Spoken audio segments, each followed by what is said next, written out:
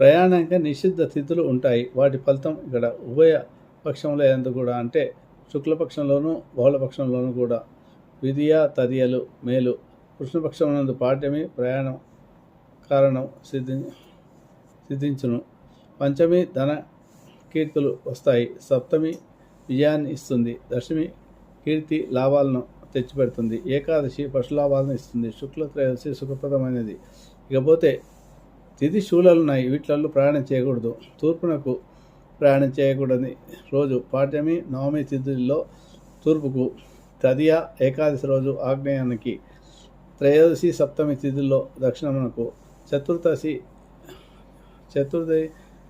ద్వాదశిలలో నైరుతికి, షష్ఠి చతుర్దశి రోజు పడమరకు, పంచమి పౌర్ణమి రోజు వాయవ్యమునకు ప్రయాణం చేయకూడదు. ఇవి తిథి సంబంధించిన శూలాలు.